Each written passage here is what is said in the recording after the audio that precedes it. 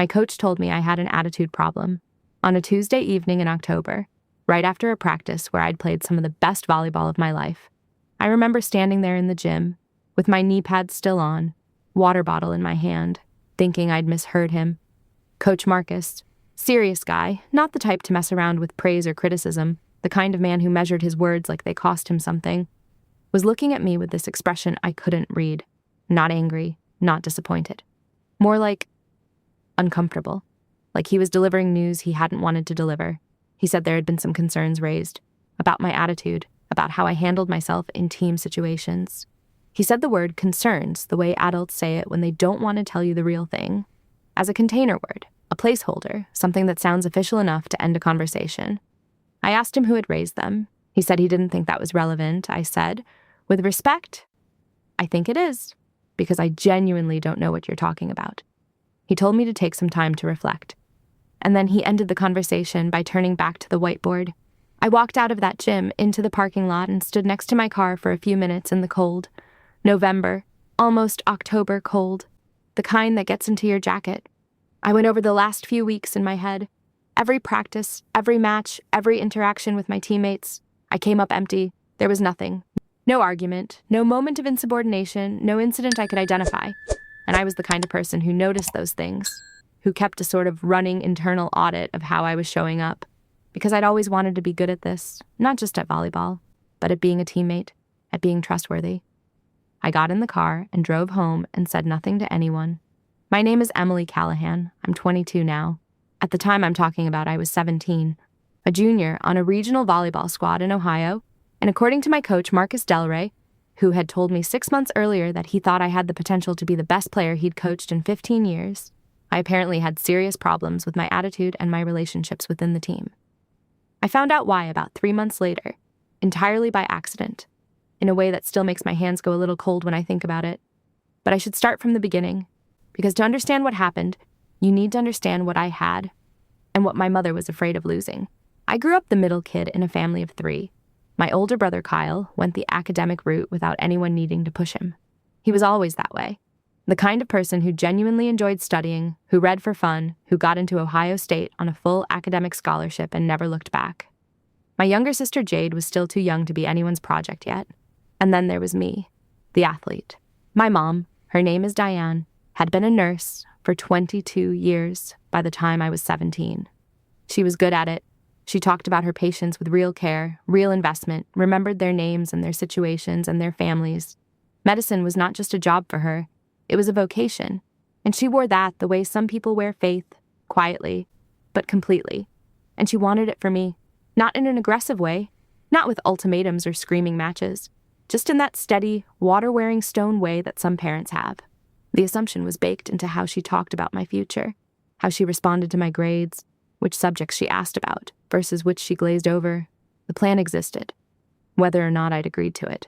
The thing is, I hadn't agreed to it. I just hadn't disagreed out loud, because every time I tried to bring up volleyball as something real, not a hobby, not an after-school activity, but an actual future, my mom would smile in this particular way that meant the conversation was over before it started.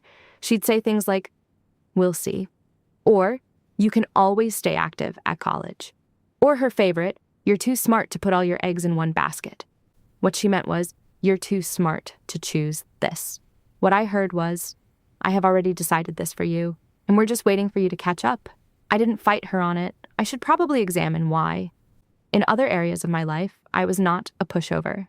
I had opinions. I argued with teachers when I thought they were wrong. I called people out.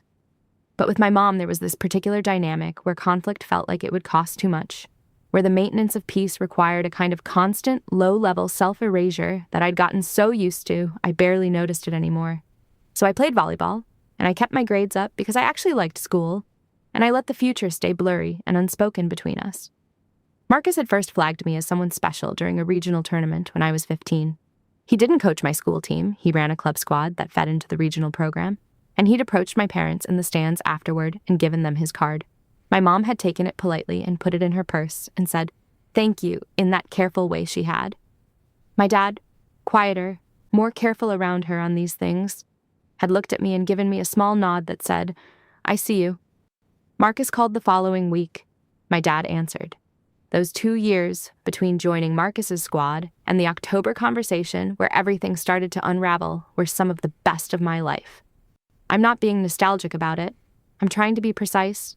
It was specifically those 2 years, that specific gym, those specific Tuesday and Thursday evenings, driving there, sometimes still in my school clothes, arriving and feeling the particular relief of being somewhere I fully belonged. My teammates were girls I'd have chosen as friends anyway. Jess, who was relentlessly funny and somehow also one of the best defensive players in the state, and Amara, who was quiet and technically perfect and made everyone around her better just by being there. Marcus was the kind of coach who made you feel like your potential was a real and specific thing, not a vague compliment, but an actual observation. He'd say things like, "Your read on the setter has gotten 3 seconds faster this month." Concrete, earned. By the fall of my junior year, there was talk, careful, low-key talk, the kind that exists in whispers between coaches and in the margins of tournament programs, about me as a future captain. There were college scouts who'd shown interest. There were conversations about scholarship possibilities that my dad and I had quietly, in the car, on the way home from practices, while we both pretended we weren't doing the math in our heads. I didn't tell my mom about the scholarship conversations. I don't know exactly when I made that decision, whether it was a conscious one or just something I did instinctively. I think I knew that the moment the future became concrete enough to name, it would become something she felt she could act on. As long as it stayed in the realm of maybe, I had space. So I protected the maybe. I kept it in the car with my dad and let it stay off her radar. And then October happened, and Marcus said the word concerns, and the maybe started to feel very fragile. After that first conversation, I told myself it was a misunderstanding that would resolve itself. I trained harder. I was deliberately more communicative with my teammates, asked for feedback, checked in after matches, made sure I was visible as a team player and not someone who kept to herself. Marcus acknowledged the effort briefly, in a way that felt like he was watching something he wasn't sure how to categorize. He didn't take anything back. He didn't say, "Never mind, I was wrong." He just noted the effort and moved on. In November, there was a tournament that college scouts were known to attend. Marcus named the lineup 2 weeks before, and I wasn't in the starting rotation. I was listed as an alternate. I remember seeing my name in that column and feeling a physical drop in my stomach, the kind that happens before your brain has finished processing. Jess looked at me across the locker room and didn't say anything, which told me she'd already seen it and didn't know what to say either. I went to Marcus. I asked him directly and without drama what was going on. He repeated the word concerns. He said there'd been some additional feedback. He said he had a responsibility to the team as a whole and that he needed to make decisions accordingly. I pushed back. Not aggressively, but I pushed. I said I deserved to know what specifically had been reported about me because I couldn't address something invisible. He said he understood. That was frustrating. He said the feedback was coming from someone who cared about me. And then he stopped talking. Someone who cared about me. I drove home that evening replaying those words. Someone who cared about me. I ran through everyone I could think of. Teammates, parents of teammates, assistant coaches, anyone connected to the program. I couldn't land anywhere. Jess had already said she had no idea what was happening. Amara had said the same. I was going in circles.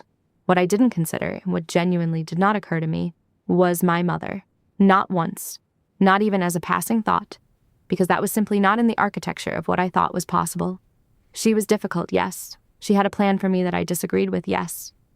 But parents don't, I thought, actually go behind their children's backs and feed false information to their coaches. That was not a category of action I had assigned to her. This is the part I think about when I'm trying to understand why it hit as hard as it did. Not that she'd done it, but that I'd been so certain she hadn't. The email thing happened in January, on a Sunday afternoon, during what I can only describe as the least dramatic possible moment. I was sitting at the kitchen table with my laptop, looking for a document my dad had emailed me about a college visit, and I couldn't find it in my personal account.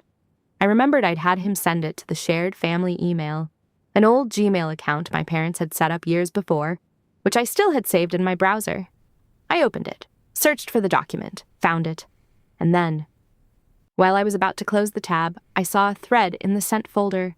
The name in the subject line was Marcus Del Rey. I sat very still.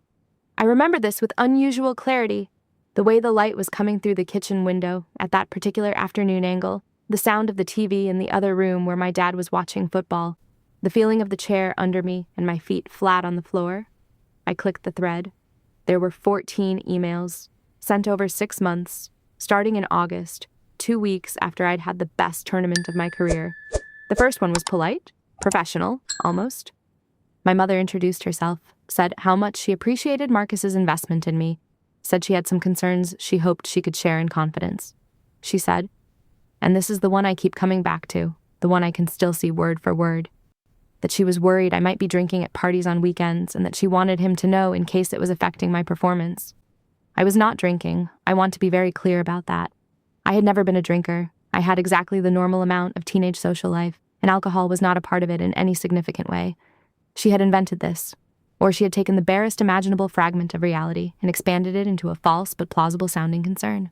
I still don't know which, because I never got a fully honest answer about it. I kept reading. By September, she was describing what she called a pattern of challenging authority. In October, the same month, Marcus had first pulled me aside and mentioned concerns. She had sent him a long email describing what she called my tendency to undermine team cohesion. She used that exact phrase. I remember it. Undermine team cohesion, like she'd looked up how to sound credible, and said she was worried about what it meant for my suitability as a leader. In December, she had written that she hoped, with the greatest respect for his expertise, that he would think carefully about putting me in any kind of leadership position, because she feared I wasn't ready for that responsibility. Each one individually might have been dismissible. Together, over 6 months, arriving in a coach's inbox with the apparent sincerity of a concerned parent. Together, they'd done exactly what she'd needed them to do. I closed the laptop. I sat at the kitchen table with my hands flat on the surface and my eyes focused on nothing in particular. I could still hear the football game in the other room. My mom was upstairs. The house had exactly its normal Sunday afternoon feeling.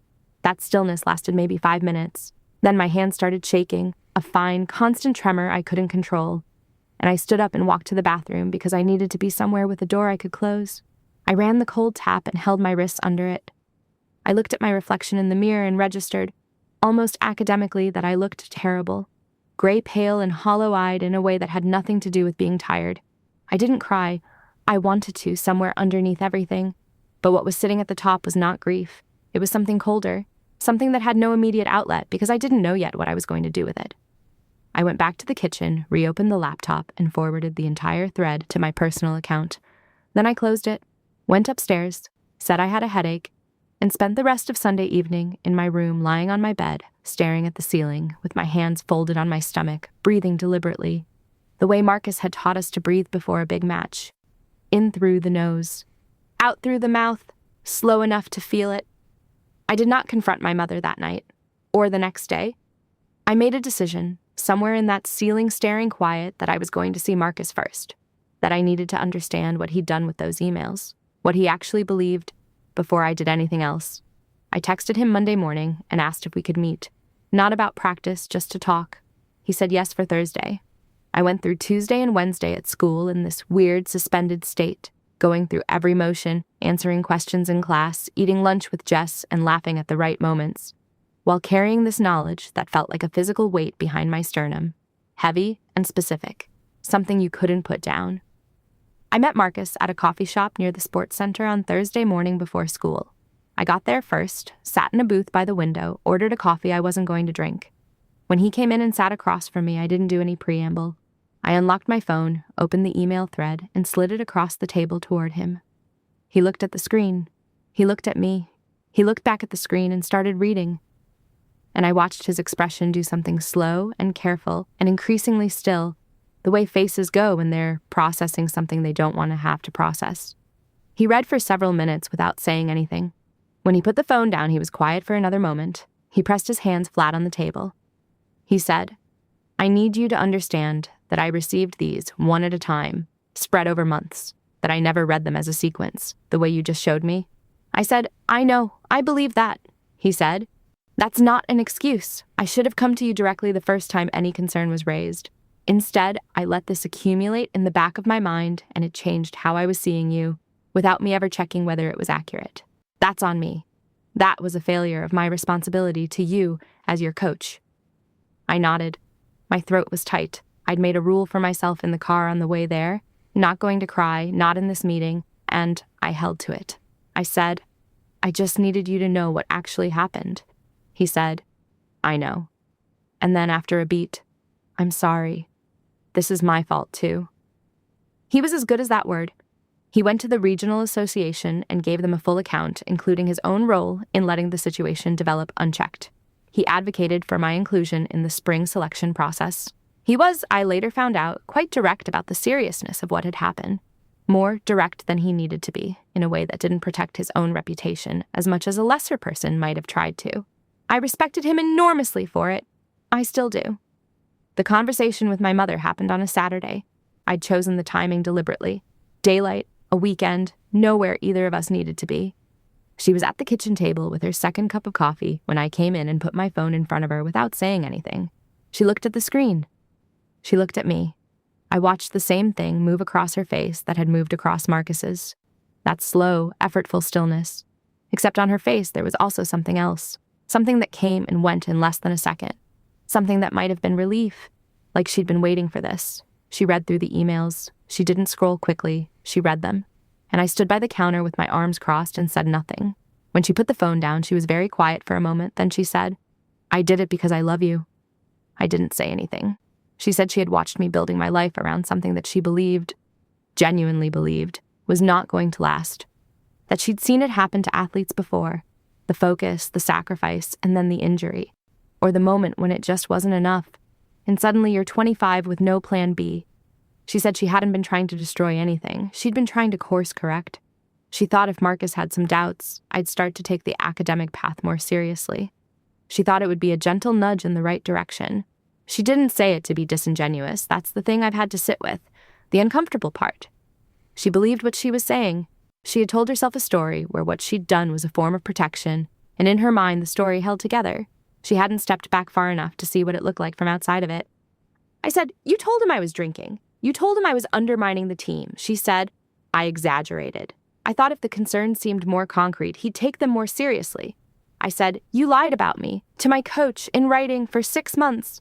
She started crying then, not quietly, the involuntary, sudden kind that seems to catch the person off guard too, the kind that happens before a person can compose themselves. She said she hadn't realized it would go this far, that she'd thought he'd just keep an eye on me, that she'd never wanted me pulled from competitions. I believed her. I want to be honest about that. I looked at her crying at the kitchen table, and I believed that the specific consequence had not been her intention.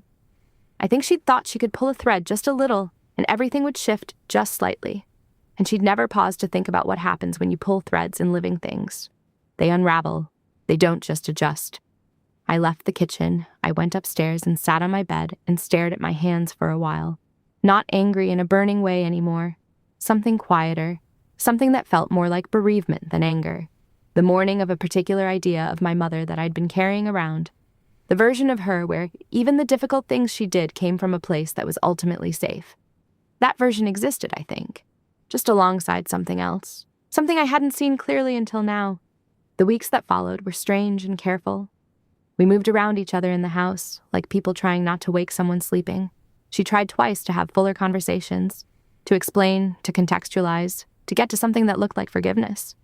And I listened both times completely without walking away. But I didn't give her what she was asking for. I wasn't withholding it as punishment. I just didn't have it yet. I didn't know if I would get there. And I wasn't going to pretend I was somewhere I wasn't. My dad knew. I told him because not telling him felt like carrying something too heavy alone, and because he was the person in my family most likely to hold it without it breaking him. He sat with it quietly. He said, "She loves you. I know that doesn't fix it, but she does." I said, "I know." He didn't say anything else. He put his hand briefly on my shoulder and left the room. That was the right thing to do. That was entirely the right thing. The spring selection trials were in April. I showed up to them having done the work. Not to prove anything to anyone specific, not even to myself, but because that's just what you do. You put in the preparation, you show up, you play. I was in a different place physically and mentally than I'd been during those 6 months of confusion and quiet self-doubt, because that's what it had been. Underneath the composure, a corrosive, low-level doubt about whether I was actually who I thought I was. Knowing the truth had removed that. You can play a different game when you're not dragging a question around with you that you can't answer. I played well. I played the best volleyball of my life, I think, in those 2 days of trials. Jess texted me afterward and said, and I'm quoting here, "You were absolutely terrifying in the best way." And I read it sitting in the parking lot of the sports center and felt something loosen in my chest that had been tight for a very long time. The scholarship letter came in June. full athletic scholarship to a program I had genuinely, privately dreamed about since I was 15. I stood in the hallway holding the envelope before I opened it. My hands were shaking a little with the particular nervous energy of a good thing, which feels different from the nervous energy of a bad thing, but is still shaking. And when I read it, I had to read it twice before it properly landed. I brought it to my mother. I put it on the kitchen table in front of her and stood there while she read it. She looked up at me when she was done, and her eyes were wet, and she said, "I'm sorry." Just those 2 words. No framing, no explanation, just, "I'm sorry," I said. I know. We weren't fixed. I want to be clear about that. We weren't standing at the end of a journey that had arrived somewhere clean and resolved. We were 2 people who had been through something real and damaging, and who still loved each other in the complicated way that families love each other, and who were going to have to figure out, slowly, and without any guarantee of success, what the next version of things looked like. But I was going to college on a volleyball scholarship. I was going to play the sport I had loved since I was 11, at a level I had earned, and whatever came next, that part was mine. No one had given it to me. No one had been able to take it from me either, in the end. She wanted to protect me from a future she was afraid of, and what she was actually afraid of. I've come to understand this slowly, the way you understand things about parents when you're old enough to see them as people, was the future where I chose something she couldn't follow, where I went somewhere she didn't have a map for. Medicine was a map she knew. She'd walked every road of it. Volleyball was a country she'd never been to, and she didn't trust a country she'd never been to. And instead of saying that, instead of just saying it, she tried to close the border. I don't know if I've forgiven her completely. I'm not sure forgiveness is the right frame for it. What I know is that she's my mother, and I know her better now than I did, and knowing someone better, even when what you learn is difficult, is not the same as loving them less. It's the same as loving them more accurately. And maybe that's what we're doing, slowly, with a lot of quiet Saturdays and imperfect coffees and conversations that still sometimes go sideways. She drove me to campus when I moved in for freshman year. She helped me carry boxes up 3 flights of stairs in August heat and didn't complain once. When she hugged me goodbye in the parking lot, she held on a few seconds longer than usual, and I let her. I held on too. I don't know what she was feeling. I know what I was feeling, which was something so layered and complicated that I still don't have a clean name for it. Love and grief and relief and something that was almost like hope, if hope can be a quiet thing. Not bright and forward-looking, just a sense that you and another person are still standing in the same world and that the world is large enough to hold both of you. She texted me that night. Just, "I'm proud of you. Always have been." I read it in my dorm room with my roommate already asleep and the hallway noise of move-in day settling slowly into the quiet of a first night somewhere new. I put my phone face down on the mattress. I looked up at the ceiling. I thought about all of it. The gym on Tuesday and Thursday evenings, the car rides, the envelope in the hallway, the kitchen table, the emails, the 14 emails, the cold tap in the bathroom, the parking lot after the trials. I thought, this is the whole complicated thing. This is what it is.